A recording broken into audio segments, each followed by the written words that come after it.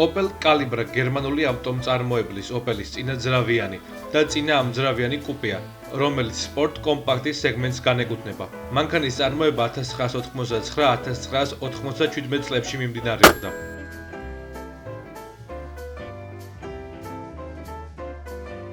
Calibra Opel-ის სპორტული მოდელი იყო. ავტომობილს ბევრი საერთო ჰქონდა Opel Vectra A-თან. ტექნიკური კუთხით. Vectra-სთან სიახლოვის გამო Calibra ტრადიციული კუპე არ არის, ის უფრო ჰეჩბეკ კუპეა.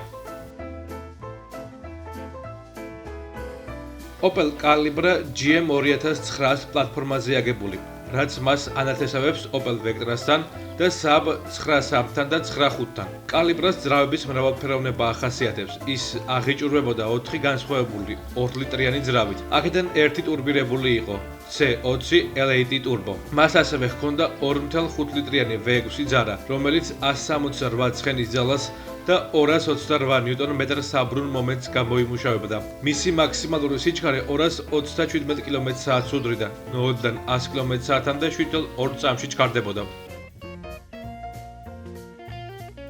Opel Calibra-ს V6-იანი ვერსია ამ ავტომობილის ვარიაციებს შორის ყველაზე სწრაფად არ ითვლება. Calibra ბაზაში წინაამძრავიანია, მაგრამ მას ასევე ჰქონდა 4/4-ზე მოდიფიკაცია, რომელიც აღიჭურვებოდა სწორედ ტურბირებული C20 L8 ტურბოთი. ეს კომბინაცია ერთად გამოიმუშავებდა 201 ცხენსა და 280 ნიუტონს.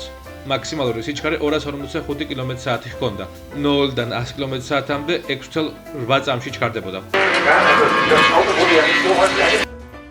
Calibra ასევე ავტოსპორტშიც გამოიყენებოდა, რალიში და DTM-ში. თუმცა ამ მანქანამ სახელი დიზაინით გაითქვა. მისმა დიზაინერებმა Wayne Cherrym და Erhard Schlennім 80-საათიანი წლების ერთ-ერთი ულამაზესი სპორტული კუპე შექმნეს.